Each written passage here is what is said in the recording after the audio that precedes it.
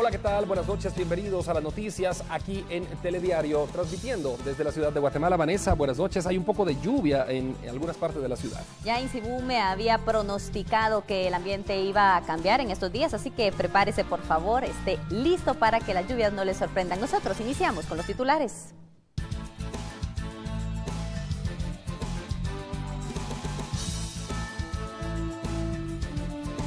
En breve le vamos a presentar ya los titulares, la información más relevante de esta jornada. Hay información que se había anunciado para este día, un reportaje especial, lo que ha ocurrido tras el desastre del Cambrai 2. Hoy tenemos un reportaje especial que usted no debe perderse. Nuestro equipo ha trabajado para llevarle a usted esas imágenes conmovedoras y lo que ha transcurrido luego prácticamente de que se ha cumplido un mes, se cumple el 1 de noviembre, se cumple un mes de esta tragedia allá. Muy bien, y el día de mañana, viernes a las 5:45 de la mañana, empieza Telediario al amanecer. Tendré el gusto de estar allá en Zumpango, Zacatepeques en la mañana. Si usted vive por allá, por Zumpango, en los alrededores de Zacatepeques, pues llegue al Parque Central de Zumpango. Ahí estaremos transmitiendo desde allá y también en la noche desde el Templo de Santo Domingo, zona 1. Allá nos vemos. Por lo pronto, empezamos con los titulares. Procesado en caso Sicavisa, recibe permiso especial para viajar a Estados Unidos. Fundación Sobrevivientes denuncia que no fue notificada. Comienzan reuniones por transición de mando. Vicepresidente se reúne con representantes de gobierno electo para definir cronograma. Monitoreo revela estabilidad en precios de verduras y embutidos, ingredientes utilizados para el tradicional fiambre.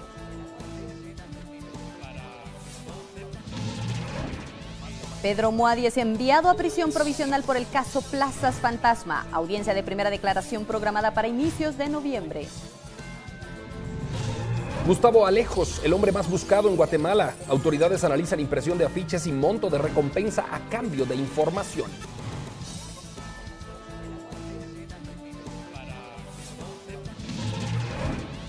Tribunal Supremo Electoral sin confirmar quiénes son los 158 diputados electos del Congreso.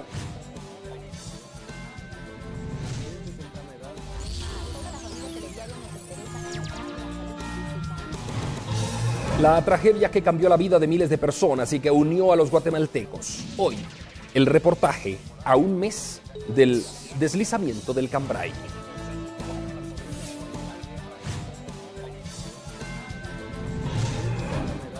Un avión se incendia previo a despegar en Florida, Estados Unidos. Se reporta más de una decena de heridos. Etapa más larga de la Vuelta a Guatemala, ganada por Nervin Hiatz. Así comienza Telediario, emisión estelar.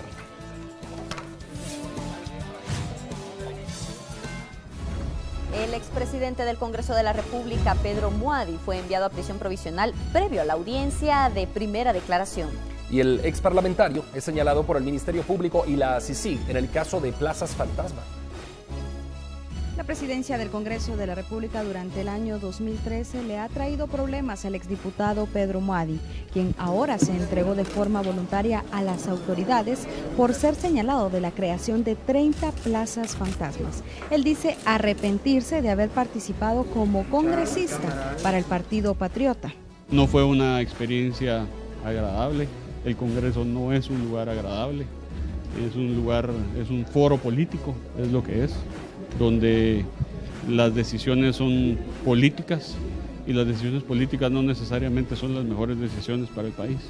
Y es que de este año él es el primero de 7 parlamentarios que enfrentará un proceso penal, toda vez el juzgador dicte el auto de procesamiento en su contra, pero mientras tanto 6 días pasará tras las rejas, según la orden del funcionario judicial. Con detalles y fechas exactas, su posible actividad y demás circunstancias del mismo, en una audiencia próxima que se va a programar. No se la ofrezco para el día de mañana. Estoy saturado de carga laboral. Hoy mismo he interrumpido esta audiencia por varias oportunidades para que no esté todo el día aquí. Por lo tanto, se va a reprogramar para el próximo miércoles 4 de noviembre del año en curso a las 8:30 horas. El empresario es señalado de asociación ilícita y fraude, porque supuestamente defraudó al menos 4.7 millones de quetzales en el 2013, al haber contratado a 30 agentes de seguridad por salarios de 8.000 quetzales, pero a los que realmente les pagó 2.000 quetzales según las investigaciones.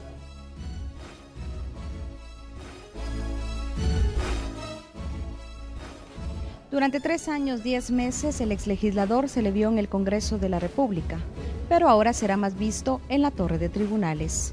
Con imágenes de Santos Laine, reportó Carla Mejía para Telediario Información Actual.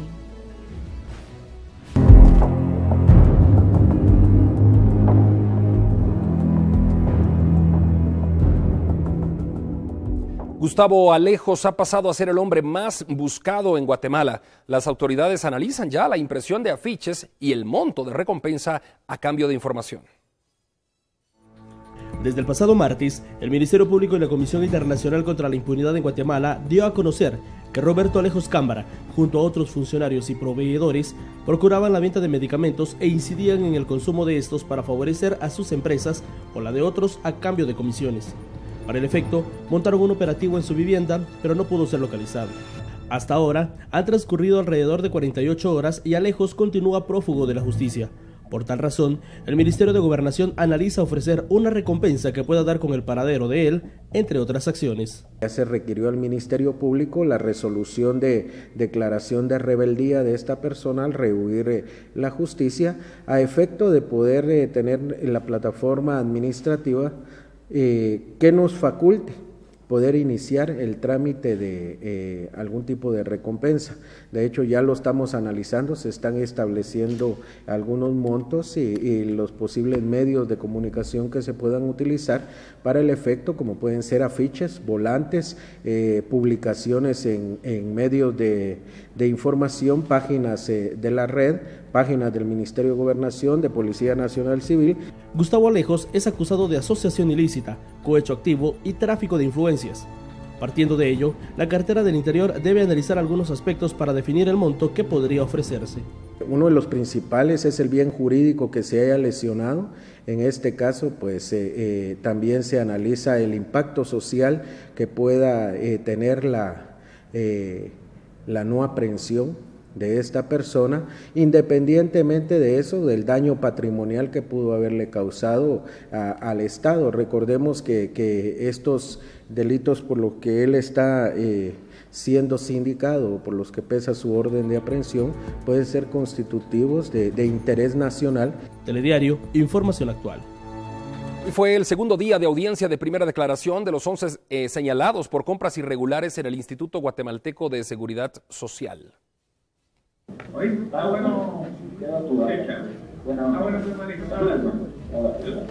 El indicio fuerte que sale también de esta comunicación es que continúan hablando de los números, le dice que analice los números, que los revise, que van a hablar, e indican quién no va a querer ganar. Si se trata de recetar para ganar, ¿quién no va a querer ganar? Los médicos ganaban con el simple hecho de ser contratados y ser funcionarios del Instituto Guatemalteco de Seguridad Social. Las llamadas telefónicas continúan siendo parte de los indicios de la supuesta injerencia o influencia que se tuvo en el Instituto Guatemalteco de Seguridad Social para comprar medicina a cambio de un beneficio económico. Muchas gracias, don médico. Ahora, ¿cómo podemos hacer para que me envíen mañana de los glucómetros usted, encargado de eso que llegará? Ya le digo que mañana llegue. Para comenzar ya el lunes usted. Va, usted me da el luz verde para iniciar y iniciamos ahí. Va, ya después. Carlos Palma, en esta conversación, da indicios de que recibe instrucciones de otro operador.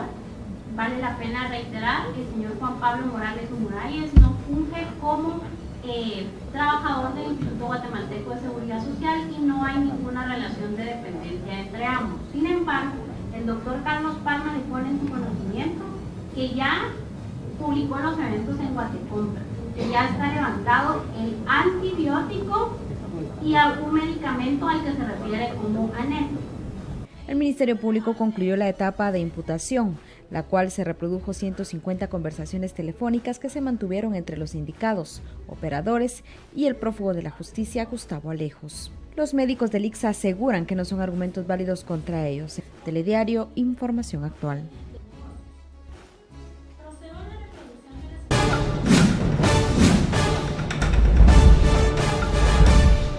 Continúa la audiencia de primera declaración de los detenidos en el caso negociantes de salud del ICS. Milton Jack tiene el reporte a esta hora. Adelante, Milton, buenas noches.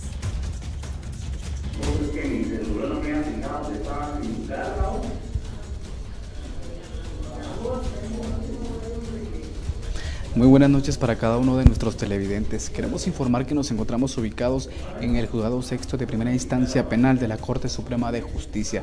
Y es que a esta hora se continúa desarrollando la audiencia de primera declaración en contra de los supuestos integrantes de una estructura criminal denominada Comerciantes de la Salud. Y es que precisamente después de una hora de receso, el Ministerio Público continúa reproduciendo algunas escuchas telefónicas. A continuación, parte de ellas. Llama la atención del Ministerio Público en referencia a la codificación de un producto. Hablan de codificación de yeso que ya está codificado, sin embargo hace la aseveración el señor Arriaga que en el ICS no está codificado de manera correcta. Tal es el caso que podría entrar, él hace referencia a un chino y a un coreano. Y el indicio que aporta es que asegura que no está codificado como lo ha codificado con anterioridad el señor Alejandro Enrique Toledo en el Roosevelt, en donde fungió como director. A continuación, la reproducción de la sesión 4630 de fecha 2 de febrero del año.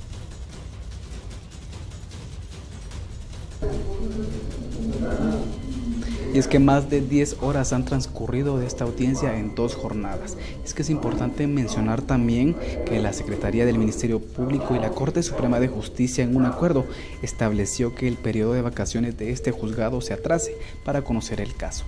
Además, la juez mencionó que hoy solo se conocerán las imputaciones que realice el Ministerio Público en contra de los supuestos implicados. Es mi reporte que tenemos a esta hora de la noche. Regresamos con ustedes, compañeros, al set principal. Muy buenas noches para todos.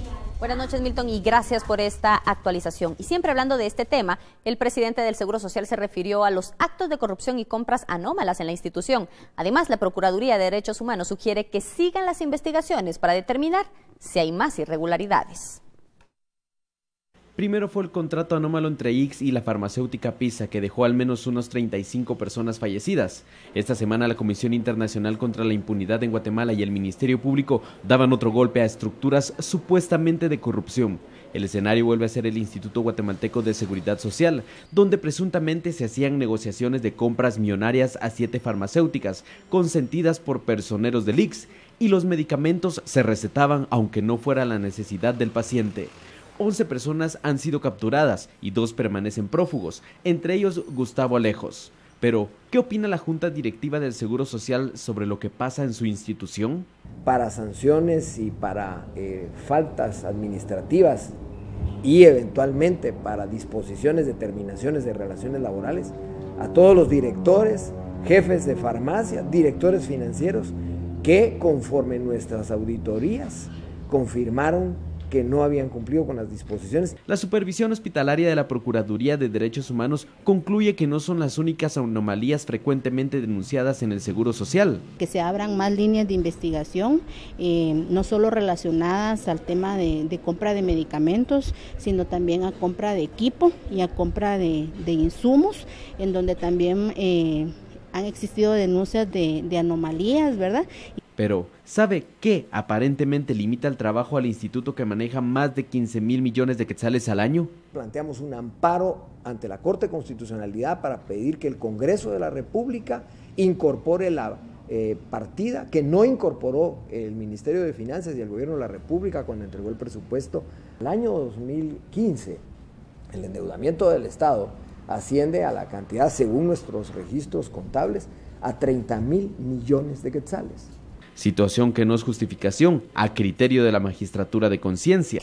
Esta no es una deuda que se ha adquirido en los días recientes y tampoco debiese de ser una limitante para la atención que debe de prestar la institución.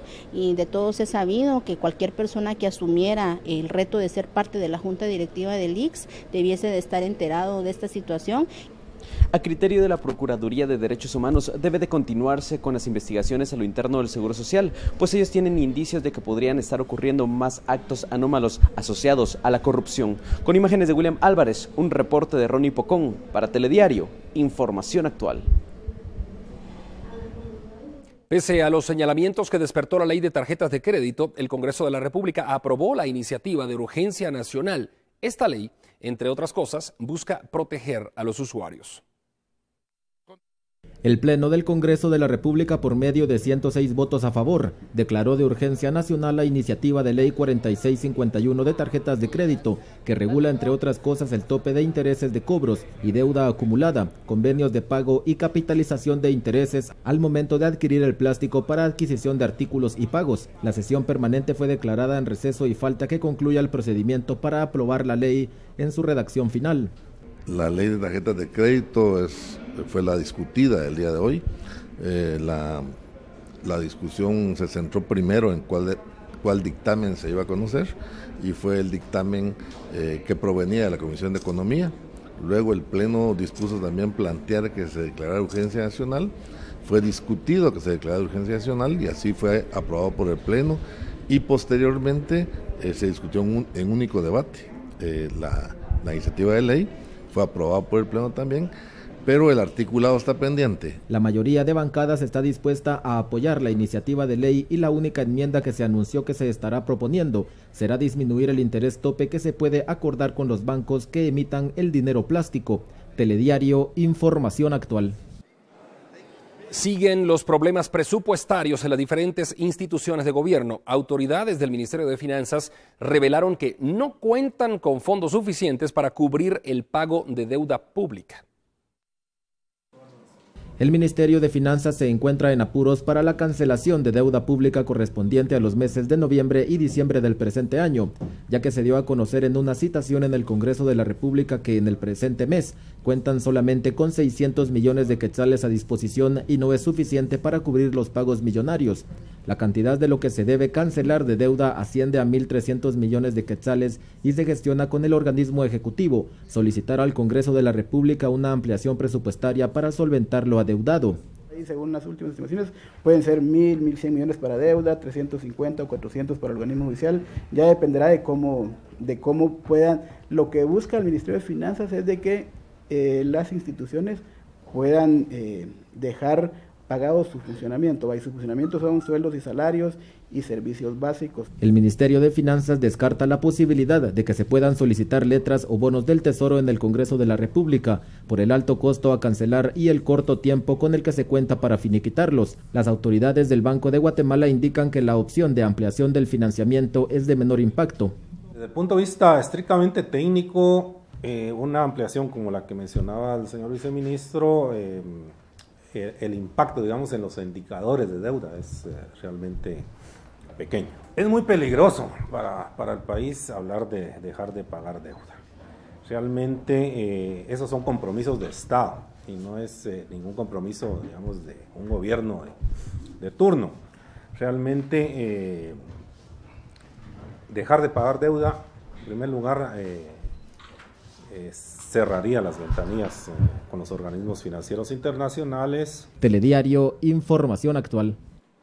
Mañana en Telediario al amanecer estaremos haciendo enlaces desde Zumpango, estaré allá transmitiendo en la unidad móvil, y en la noche también estaremos desde el Templo de Santo Domingo, ¿no es cierto? En Santo Domingo nos vemos. Hay más información, por ahora nos vamos a la pausa comercial.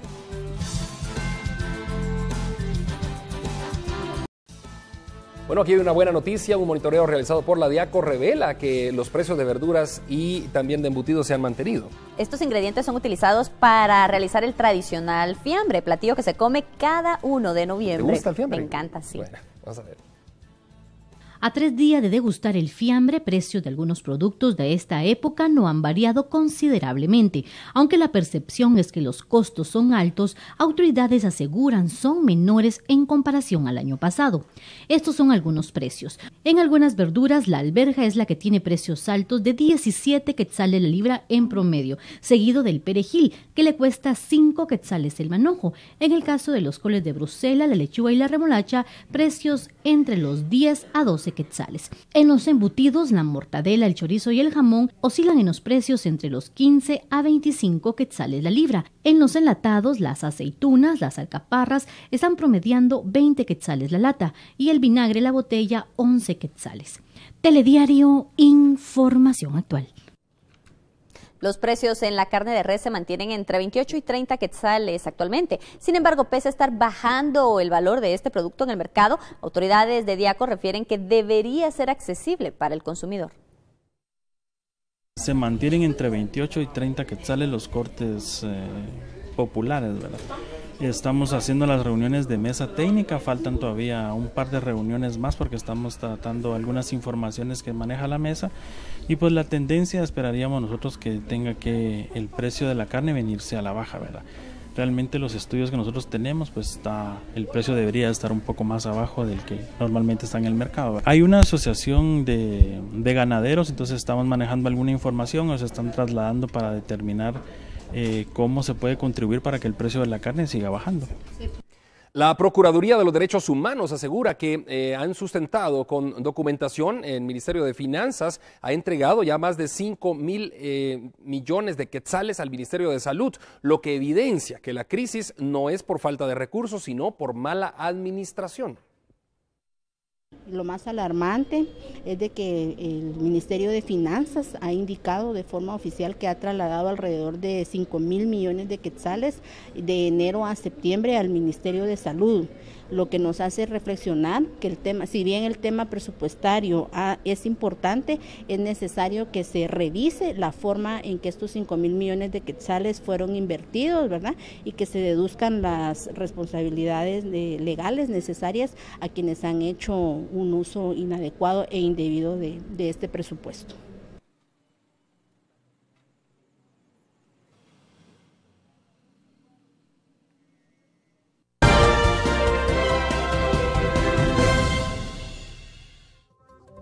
Noticias internacionales. Varias personas resultaron heridas este jueves y al menos una de ellas de gravedad cuando un avión que debía despegar con destino a Caracas desde un aeropuerto de Florida se incendió en la pista.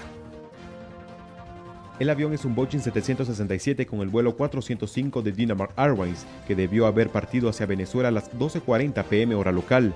Los motores del ala izquierda de la aeronave se incendiaron, pero el fuego fue apagado rápidamente. En total, 15 personas fueron trasladadas a centros asistenciales, una de ellas con severas quemaduras, aunque su estado es estable. Otros 2 de los heridos sufrieron lesiones de importancia y 12 tuvieron contusiones y golpes a causa del incidente. La policía no divulgó la identidad ni las nacionalidades de los heridos. Hacemos una pausa esta noche en Telediario, ya volvemos.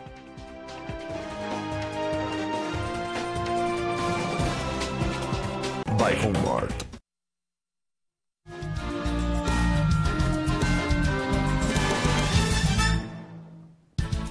Estamos de regreso con más información. El Tribunal Supremo Electoral aún no confirma quiénes son los 158 diputados del Congreso para el próximo periodo. Bueno, magistrados admiten que analizan las denuncias de varios candidatos que serían contratistas del Estado.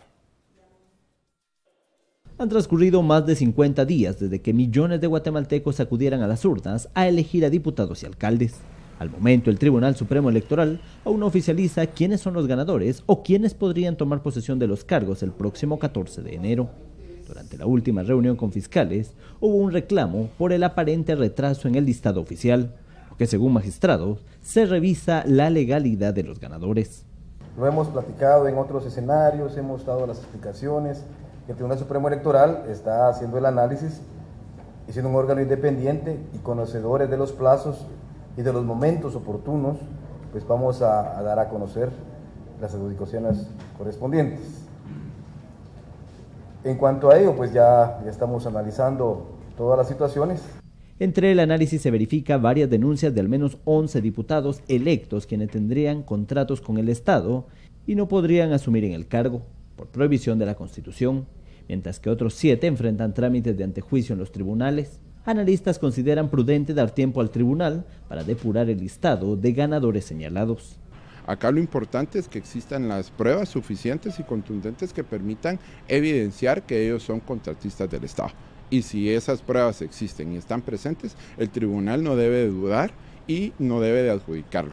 De momento se confirma las solicitudes de información al Ministerio de Finanzas y Organismo Judicial, con lo que se espera oficializar quiénes pueden ser juramentados en el Congreso, Parlamento Centroamericano y alcaldías en enero próximo. Telediario, información actual. La auditoría electoral aún carece de monto total de la campaña 2015. Aunque se esperan resultados de esa auditoría, esa cifra será mucho menor a la de hace 4 años, dicen. No es la más austera, pero sí resultó más económica que en el 2011. Así, el auditor electoral califica la austera campaña electoral registrada en Guatemala este año. Aunque se carece del monto total de los 21 partidos que participaron en las pasadas elecciones generales, este sería menor de primera a segunda vuelta, al evaluar los informes financieros presentados por las organizaciones. Podríamos decir de que se redujo en unos 40 millones de quetzales. ¿Y en un porcentaje? ¿Qué tanto disminuyó esto? Estaríamos hablando de un 12,5% aproximadamente. El informe final de gastos de campaña 2011 estableció un gasto total de 260 millones de quetzales, mientras que la proyección de gastos de campaña 2015 estaría por los 236 millones de quetzales, opción que para analistas fortalece la democracia de los partidos políticos. Al momento en que existen menos compromisos, porque se recibió menos dinero y se invirtió menos en campaña, se esperaría que eventualmente se tuvieran menos compromisos y que los partidos políticos dependieran cada vez menos de los intereses de los financistas y tuvieran más autonomía e independencia. El tribunal oficializaría los gastos totales de la campaña la próxima semana, cuando se espera sumar las 2 vueltas realizadas por los partidos. Telediario, información actual. 2 partidos políticos, Unidos y Productividad y Trabajo, estarían listos para presentarse como opción en Guatemala, ya que su trámite de inscripción no tiene impedimento para su creación. Ambos comités que cumplieron con todos los requisitos que establece la ley, se hizo la publicación del edicto respectivamente, se esperaron los 8 días que dice la ley para que cualquier partido político pudiera impugnar la inscripción de los mismos y no hubo impugnación para ninguno de los 2 partidos, de manera que en estos días se estará ya inscribiendo esos partidos en el Departamento de Organizaciones Políticas. Cumplieron con todos los requisitos, todas sus asambleas, todos sus afiliados y bueno, su escritura constitutiva llenando los requisitos de ley. Más de 100 delitos electorales son denunciados ante fiscales en centros de votación durante la segunda vuelta electoral. El Ministerio Público tramita las investigaciones y asegura que no se descarta solicitar más antejuicios, los cuales superarían los 14 que hasta ahora se han presentado. 4 días han transcurrido desde que se realizó la segunda ronda del proceso electoral, mediante el cual se eligió al nuevo gobierno y en algunos municipios al nuevo alcalde. Para el efecto, había mucha expectativa en todos los ámbitos por antecedentes del 6 de septiembre. Por ello, el Ministerio Público desplegó 2.400 fiscales en todo el país, quienes durante la jornada del 25 de octubre recibieron denuncias. Estuvimos recabando ya algunas preliminares y obviamente ya tenemos hasta el momento que fueron del trabajo de los fiscales a nivel nacional, fueron recopiladas 140 denuncias en la segunda vuelta del proceso electoral. Ya esas denuncias ya tienen algunas diligencias. Los principales temas en los cuales nosotros hemos estado verificando que son las denuncias es por el tema de coacción al elector, el tema de acarreos y la violación del secreto al voto. Paralelo a las denuncias, también se documentó la captura de 400 personas que violaron la ley seca, pero estos procedimientos los han solventado los juzgados correspondientes. Aunado a ello, se analiza si en las denuncias presentadas en la segunda ronda electoral existe algún candidato o funcionario que sea objeto de solicitar antejuicio, puesto que en las elecciones anteriores el resultado fue de 19 solicitudes de retiro de inmunidad. Nosotros hasta el día 6 se habían presentado 14 antejuicios.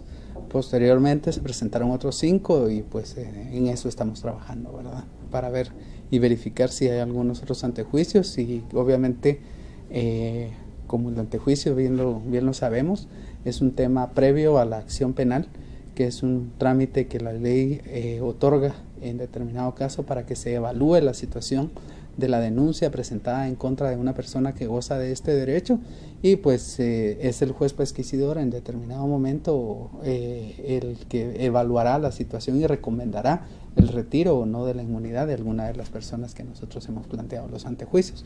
Telediario, información actual.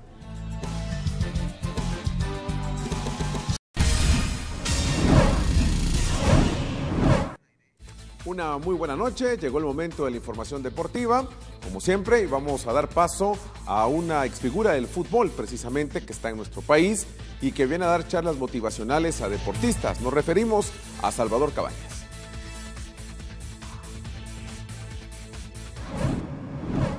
Con la presencia del exfutbolista paraguayo Salvador Cabañas, la mañana de este pasado miércoles se desarrolló el taller deportivo de alto nivel, Viviendo para dejar un legado. Una buena cantidad de entrenadores, deportistas y periodistas deportivos se hicieron presente al Palacio de los Deportes, en donde fueron testigos de muchas experiencias de líderes inspirados en el deporte mundial. Yo les diría que siempre se cuiden y siempre practiquen un deporte y que estudien mucho, que eso es lo fundamental, estudiar.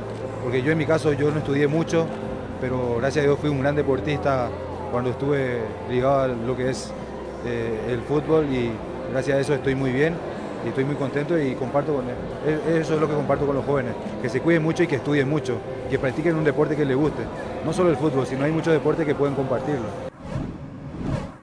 Dejamos el tema de Salvador Cabañas. La cuarta etapa de la Vuelta a Guatemala fue ganada por el guatemalteco Nervin Yats.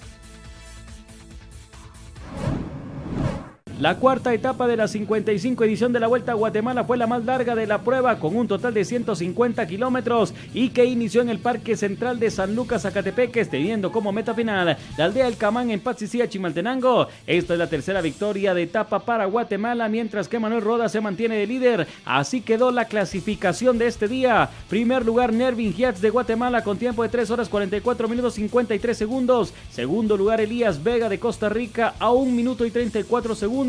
Tercer lugar, Pablo Alarcón de Venezuela a 1 minuto 34 segundos. Y cuarto lugar, Víctor Niño de Colombia a 1 minuto 36 segundos. Mientras que en la clasificación general el primer lugar sigue siendo Manuel Rodas de Guatemala con 10 horas 5 minutos 40 segundos. A 2 minutos 26 segundos está Alder Torres, también de Guatemala. Mientras que el tercer lugar es para Rolman Villalobos de Costa Rica a 2 minutos 41 segundos. Mientras que el cuarto lugar es ocupado por Jonathan de León, también de Guatemala, a 2 minutos 49 segundos. En los puertos de montaña el líder es Daniel Bonilla de Costa Rica, mientras que en las metas volantes Alder Torres de Guatemala es el líder.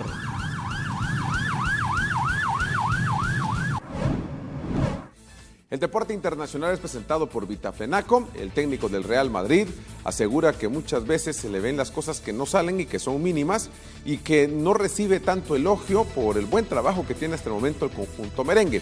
Por otro lado, ayer los Reales de Kansas City vencieron 7-1 a los Mets y están arriba en la Serie Mundial 2-0. Contra inflamación y dolor de origen nervioso, presenta. El Cholo Simeone estuvo bastante serio en la conferencia de prensa de cara al partido que tendrá el Atlético de Madrid ante el Deportes el fin de semana. No, nada que opinar. En Villanueva de la Serena celebran como que hubiera sido un triunfo el empate que tuvieron ante el Barcelona ayer en la Copa del Rey. Luis Enrique no creo que saque el mismo equipo que ha sacado aquí hoy. Bueno, ahora la vuelta sale con todo. Mascherano se declaró culpable ante las autoridades correspondientes por haber defraudado al fisco en España. El técnico del Real Madrid, Rafa Benítez, comentó que se habla menos del buen trabajo que tiene del Madrid y más de los pequeños detalles que no funcionan en el equipo merengue. Sí me sorprende pues, el hecho de que con todas las cosas que se están haciendo bien, se incida mucho más en algún detalle, algún aspecto que puede no estar saliendo tan bien. En la MLS, el Seattle Sounders del guatemalteco Marco Papa superó al Galaxy de Los Ángeles por marcador de 3-2 y dejó fuera de los playoffs al equipo angelino. En la Serie Mundial, los Reales de Kansas City superaron a los Mets de Nueva York en el segundo juego del Clásico de Otoño por marcador de 7-1, con una gran actuación del abridor Johnny Cueto, quien lanzó toda la ruta y solo aceptó 2 imparables. Al que se las lleva de torero y de repente se le clava un dolor severo.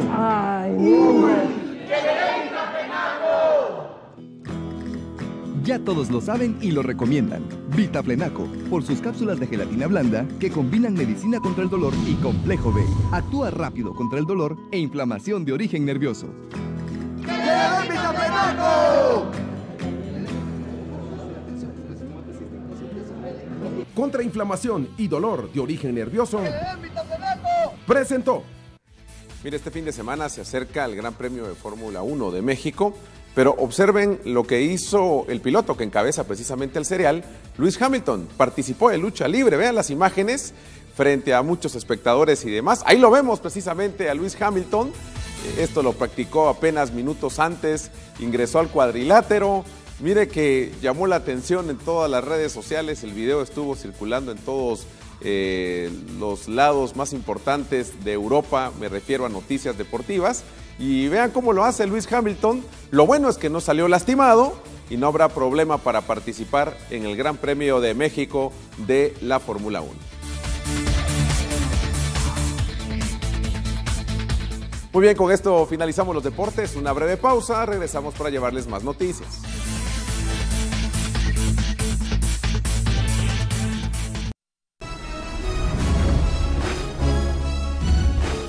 Ya estamos de vuelta para hablar de la tragedia que cambió la vida de miles de personas y que también unió a los guatemaltecos. Hoy le presentamos el reportaje a un mes del deslizamiento del Cambrai.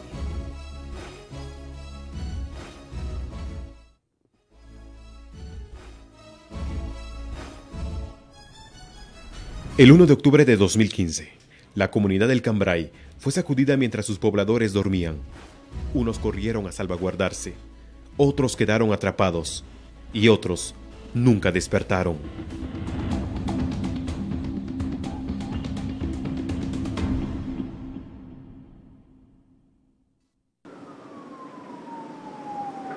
Vecinos tomaron herramientas en busca de sus familiares bajo tierra, en lo que hacía unas horas era su hogar.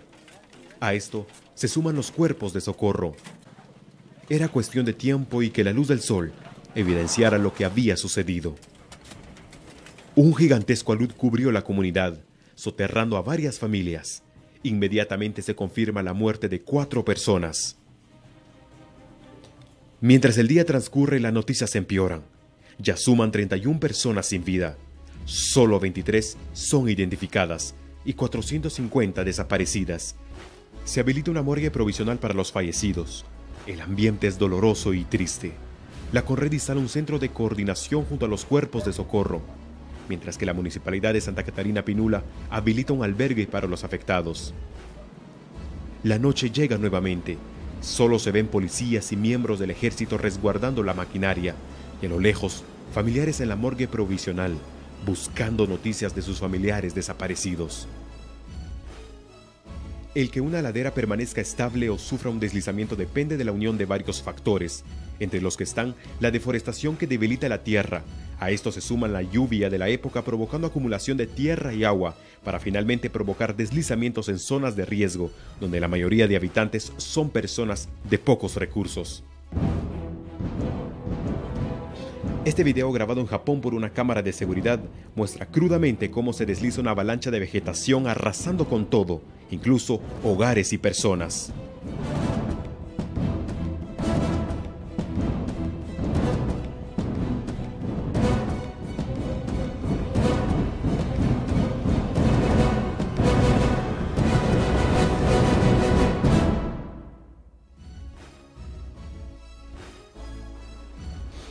La búsqueda continúa. Los primeros cuerpos en ser recuperados son de 2 niños, lastimosamente sin vida. Además, es rescatado uno de los socorristas, el cual quedó soterrado mientras trabajaba en el lugar en donde fueron rescatados los menores.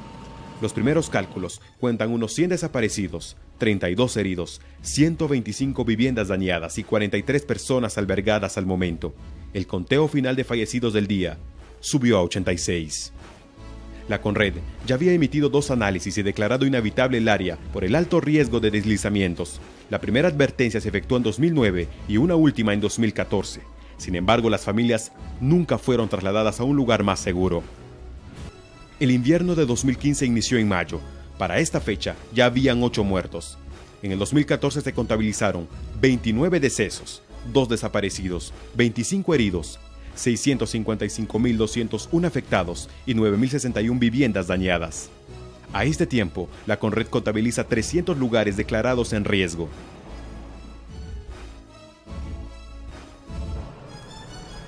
A este día, se habían recuperado 131 cuerpos de las víctimas y se habían cumplido las 72 horas que los protocolos internacionales estipulan para considerar que pueda haber sobrevivientes en este tipo de desastres.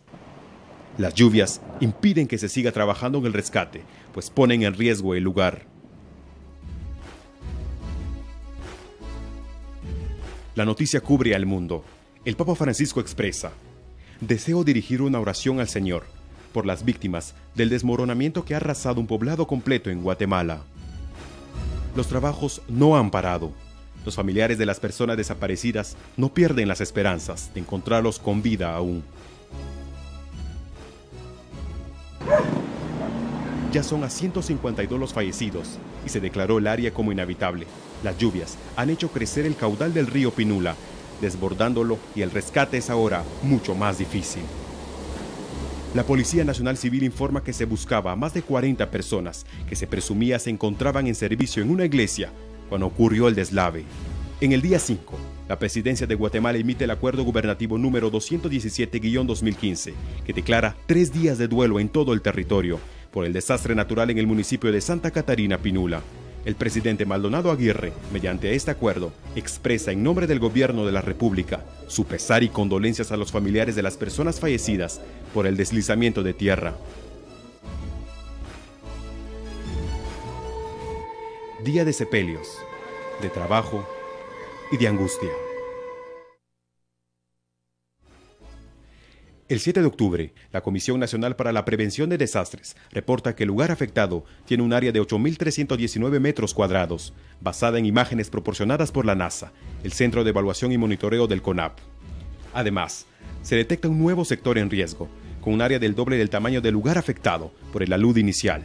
Se abre una investigación penal y civil para esclarecer qué ocurrió y qué provocó la tragedia en el caserío. Los vecinos le dan cristiana sepultura a sus familiares. Entre llanto, tristeza e incertidumbre, este cuadro pinta de gris a todo el país. Las personas que perdimos fueron siete familiares: mi tío, mi tía, mis 2 primas, la más pequeña, la más grande con su esposo y sus 2 hijos. En conferencia de prensa, la CONRED da a conocer una declaratoria de alerta roja pública y establece cordones sanitarios que limitan la circulación de vehículos e impidan la entrada de personas en la zona afectada. 40 viviendas más han sido evacuadas. Los propietarios de las mismas sacaron sus pertenencias la madrugada del 10 de octubre.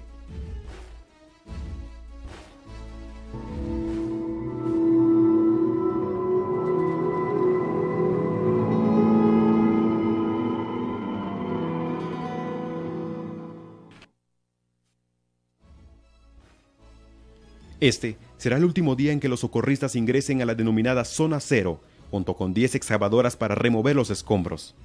La esperanza de encontrar sobrevivientes es nula. Se suspenden las operaciones de búsqueda. Esa mañana los ministros de la Defensa y Comunicaciones indican que ya dio inicio el proyecto Querida Familia, que prevé la construcción de 150 viviendas que servirán de hogar para las familias afectadas en el alud. El costo del proyecto habitacional será de 20.150.000 quetzales, debido a que el costo de la urbanización del terreno asciende a 8.225.000 quetzales, más 11.850.000 quetzales, que es el costo de la construcción de las 150 viviendas. El terreno está ubicado en el kilómetro 26.5 de la ruta Mataquescuintla-San José Pinula. Según Telma Aldana, fiscal del Ministerio Público, es una finca que perteneció al supuesto narcotraficante Marvin Montiel Marín, alias El Taquero.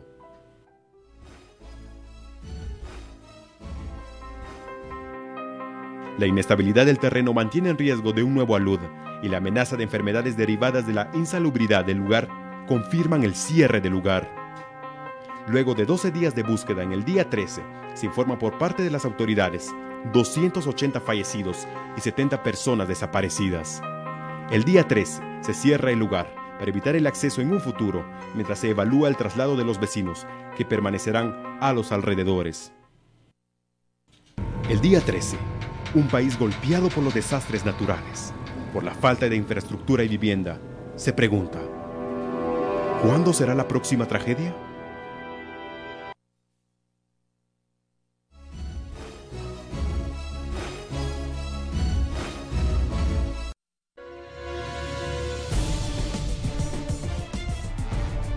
Estamos de vuelta con más información. Nuevos señalamientos surgen alrededor del caso Zika Visa. Fundación Sobrevivientes denunció que uno de los procesados recibió permiso especial para salir del país. Se trata de Joaquín Flores, cuñado de Roberto Barreda, quien viajó a Estados Unidos.